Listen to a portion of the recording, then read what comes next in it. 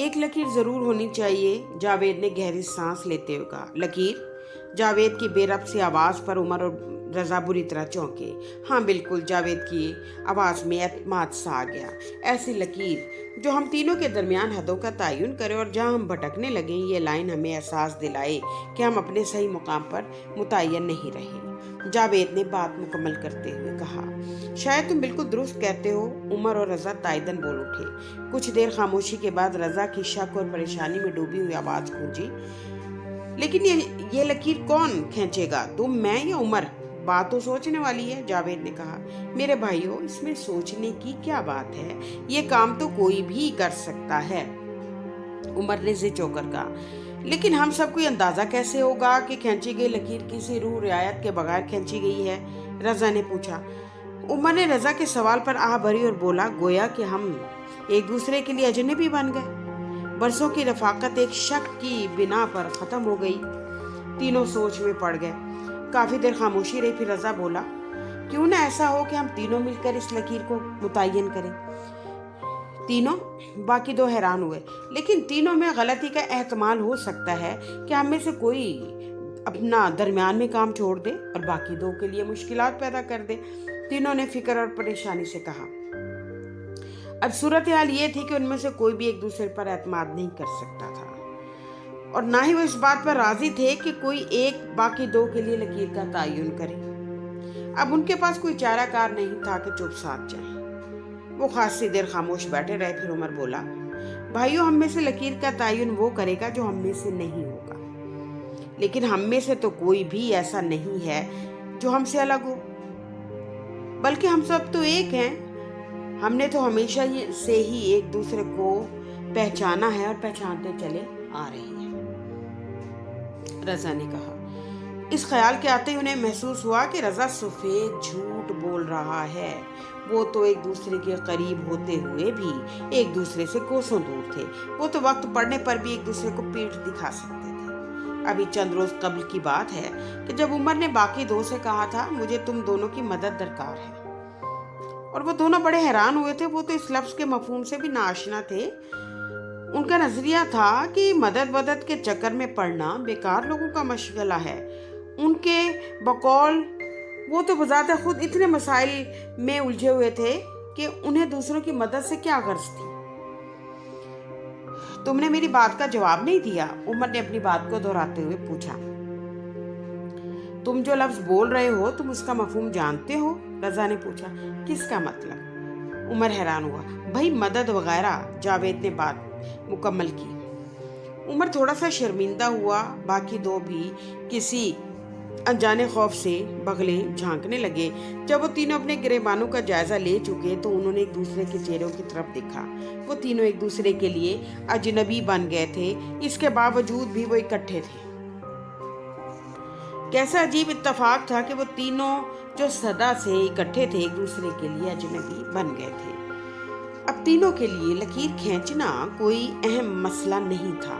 وہ تو صرف ایک ایسی لکیر متعین کرنا چاہتے تھے جو ان کو ان کی حد یاد دلاتی رہے۔ تمہیں وہ کہانی یاد ہے جو کبھی ہم نے بچپن میں پڑھی تھی؟ عمر بولا۔ تو گویا ہمارا ایک بچپن بھی تھا، رضا نے حیرت سے پوچھا۔ ہر انسان کا ایک بچپن ہوتا ہے جہاں اس کے ارد گرد خوبصورت نظارے، معصوم چہرے، رنگ برنگی تتلیاں اور سچائی کی کرنیں جگمگا رہی ہوتی ہیں، جاوید نے جواب دیا۔ وہ سب مناظر کہاں گم ہو گئے؟ وہ سچے لوگ، کھری باتیں، ہمدرد چہرے، سب کے سب ماضی کے اوراق میں کھو گئے، رضا نے ٹھنڈی آہ بھرتے ہوئے کہا۔ وہ تینوں غمگین ہو کر بیٹھ گئے۔ یکدم عمر کو کچھ یاد آیا اور وہ بولا، بھائیو، میں تمہیں ایک کہانی سنانے والا ہوں۔ باقی دونوں ہمہ گوش ہو گئے۔ پرانے وقتوں کی بات ہے کہ ایک سوداگر ایسے ملک میں جا پہنچا جہاں جگہ جگہ گھڑیاں نصب تھیں، دیواریں، دکانیں، مارکیٹ، صدر بازار، لائبریری اور بازار، غرض یہ کہ ہر جگہ وقت کا احساس موجود تھا۔ اور سوداگر کریا کریا پھرتا رہا۔ آخرکار اس نے کسی راہگیر سے گھڑیوں کی بابت سوال کر ڈالا۔ وہ شخص تھوڑا سا خفا ہوا اور بولا، تم نے ایک بیکار سی بات کے لیے میرے 2 منٹ 75 سیکنڈ برباد کر دیے۔ तब सौदागर को एहसास हुआ कि उस शहर के लोगों ने अपने औकात और अपने एहसासात और जज्बात को घड़ियों से मुंसलिक कर रखा है और औकात कार के चक्कर में पड़कर वो असल मकसद हयात से बहुत दूर चले गए हैं। लेकिन हमारा भी तो एक मकसद हयात है। रजा और जावेद बोले। क्या? उमर ने सवाल किया। लकीर का तायुन, दोनों बोले। हम कहानी के चक्कर में पड़कर अपने असल मकसद हयात से बहुत दूर चले गए, वो बोले। अब क्या करें? उमर ने पूछा। वो काम जिसका पिछले 1 घंटे से हमने तहैया किया हुआ है, जावेद ने कहा। तो सबसे पहला सवाल ये जहन में उभरता है कि लकीर का आगाज और इख्तिताम कैसे हो? रजा ने परेशानी का इजहार किया। इसके लिए हमें अपनी जिंदगियों का अहाता करना होगा। जहाँ पर ऐसा मकाम आ जाए जो तीनों के लिए बायस शर्मिंदगी हो, वहीं से आगाज होगा, उमर ने जवाब दिया। और इख्तिताम कहाँ पर होगा? जावेद ने सवाल किया। अरे भाई, बाज लकीरें तो जिंदगी के साथ चलती हैं और जिंदगी के ख़त्म होने पर ये लकीरें भी ख़त्म हो जाती हैं, उमर ने वजाहत की। लेकिन शर्त तो ये तय पाई थी कि लकीर वही खींचेगा जो हम में से बेगाना होगा, जावेद ने कहा। मैं तुमसे बेगाना हूँ, उमर ने बरमला एतराफ़ किया। वो कैसे? बाकी दो हैरान हुए। इसलिए कि तुम्हारे साथ होते हुए भी मैं अनजान रहा।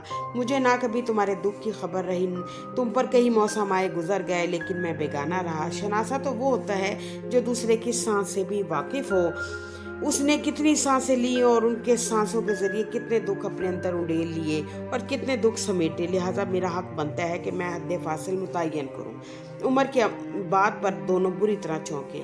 आशना तो वो दोनों कभी भी ना थे। सांसें गिनना तो बहुत दूर की बात है। बाज़ औक़ात वो एक दूसरे की सांस लेने पर भी मोतरिज हुए। फिर ये कैसा साथ था जिसमें ना कोई कल्बी ताल्लुक था और ना ही उनसियत थी। उन्होंने एक दूसरे की तरफ देखा। तीनों की आंखों में अजनबियत तैर रही थी। सुनो, रजा बोला। उमर और जावेद मुतवज्जो हुए। लकीर की ज़रूरत तो हमेशा उस वक्त होती है जब हदों का तयन करना हो, और हदों का तयन तो उसी वक्त होता है जब हमारा आपस में कोई ताल्लुक हो और इस हद फासिल से हम ये मुतय्यन कर सकें कि हमारे हद कहाँ ख़त्म होती है और कहाँ से दूसरे की हद शुरू होती है। लेकिन हम बेगाने ही ठहरे तो इस लकीर के तयन का क्या फ़ायदा? तब उन्हें एहसास हुआ कि पिछले कई घंटों से वो जिस मसले पर सोचो विचार कर रहे थे, इस मसले को उनकी आपस की बेताल्लुकी ने बेमानी बना दिया था।